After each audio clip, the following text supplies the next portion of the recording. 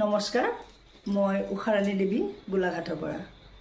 1947 চনৰ 15 আগষ্টৰ দিনা আমাৰ ভাৰতবৰ্ষই স্বাধীনতা লাভ কৰিছিল আৰু সেই তেতিয়াৰে পৰাই বৰ্তমান পৰ্যন্ত আমাৰ সমগ্ৰ ভাৰতবৰ্ষই পতাকা উত্তোলনেৰে 15 আগষ্টত অতি ধুমধামেৰে স্বাধীনতা দিৱস পালন কৰি আহিছোঁ, উদযাপন কৰি আহিছোঁ। আৰু ইতিমধ্যে ভাৰতবৰ্ষই স্বাধীনতা দিৱস পালন কৰা 78 বছৰ সম্পূৰ্ণ কৰিছে আৰু এই বৰ্ষত 79 সংখ্যক স্বাধীনতা দিৱস উদযাপন কৰিবৰ কাৰণে সমগ্ৰ অসমবাসী তথা সমগ্ৰ ভাৰতবাসীয়ে অতি ধুমধামেৰে যোজা চলাইছে। আহক আমি সকলোৱে মিলি পৰহি অৰ্থাৎ 15 আগষ্টৰ দিনা পুৱা পতাকা উত্তোলনেৰে আমি স্বাধীনতা দিৱস পালন কৰোঁ। আৰু এইখিনিতে মই এটা কথাই ক'ব বিচাৰিছোঁ, স্বাধীনতা দিৱস আমাৰ বাবে কেৱল অধিকাৰ নহয়, ই এক মহান দায়িত্ব। গতিকে এই মহান দায়িত্ব শিৰ পাতি গ্ৰহণ কৰি আমি পতাকা উত্তোলনেৰে আমি সকলোৱে একত্ৰিত হৈ ঐক্যবদ্ধ হওঁ যে আমি আমাৰ দেশৰ সন্মান অটুট ৰাখিম।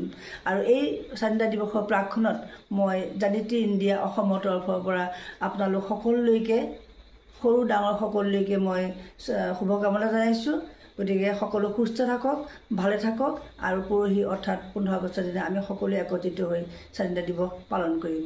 বন্দে মাতৰম, বন্দে মাতৰম। ধন্যবাদ।